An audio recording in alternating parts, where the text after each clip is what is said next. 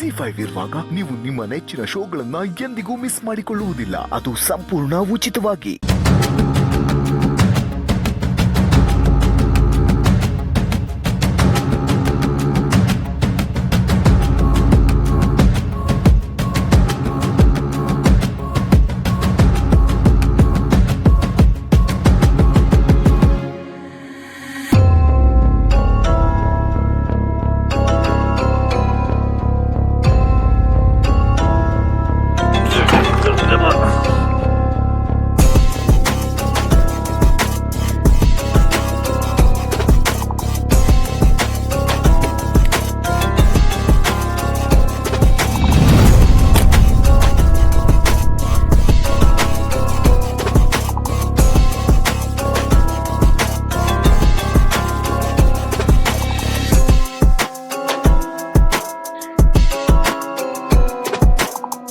Aunty uncle ಹುಷಾರು.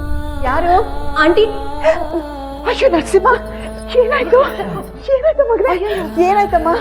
ಗೊತ್ತಿಲ್ಲ aunty, ಇವರು ರೋಡ್ ಸೈಡ್ ಅಲ್ಲಿ ಬಿದ್ದಿದ್ರು.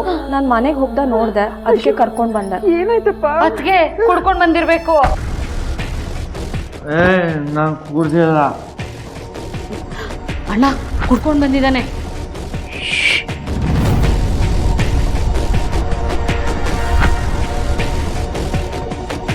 ನೀನು ಕೂತ್ಕೋ ಬಾ.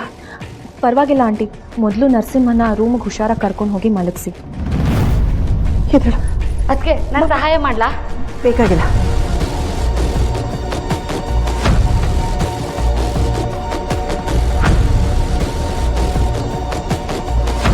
ಏನಮ್ಮ, ಏನಾದರೂ ಹೇಳೋಕ್ಕಿತ್ತ?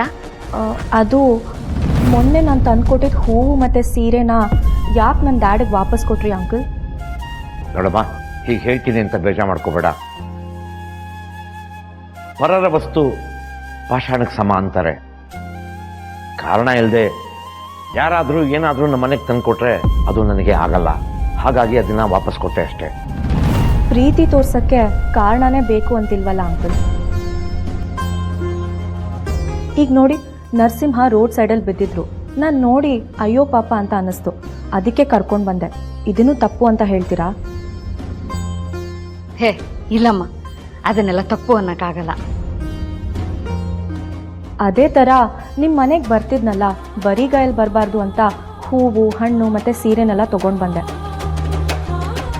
ಆದರೆ ನೀವು ಅದನ್ನೇ ತಪ್ಪು ತಿಳ್ಕೊಂಡ್ರಲ್ಲ ಅಂಕಲ್, ನನಗೆ ಎಷ್ಟು ಬೇಜಾರಾಯಿತು ಗೊತ್ತಾ? ಏ ಹೋಗ್ಲಿ ಬಿಡಮ್ಮ, ಮುಂದಿನ ಸಲ ಬರುವಾಗ ಮತ್ತೆ ಅದನ್ನೆಲ್ಲ ತಗೊಂಡು ಬರುವಂತೆ. ಯಾರಾದರೂ ಪ್ರೀತಿಯಿಂದ ಏನಾದರೂ ಕೊಟ್ಟರೆ ದಯವಿಟ್ಟು ಅದನ್ನು ಅವ್ರಿಗೆ ವಾಪಸ್ ಕೊಟ್ಟು ಮನ್ಸಿಗೆ ಬೇಜಾರು ಮಾಡಬೇಡಿ ಅಂಕಲ್. ನಾನೀಗ ಬರ್ತೀನಿ. ನಾನು ಬರ್ತೀನಿ ಆಂಟಿ.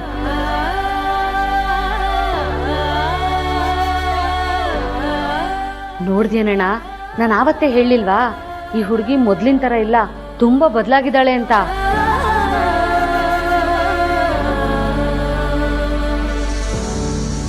ZEE5 ಆಪ್ ಡೌನ್ಲೋಡ್ ಮಾಡಿ ಎಲ್ಲಾ ಸಂಚಿಕೆಗಳನ್ನು ಸಂಪೂರ್ಣ ಉಚಿತವಾಗಿ ನೋಡಿ.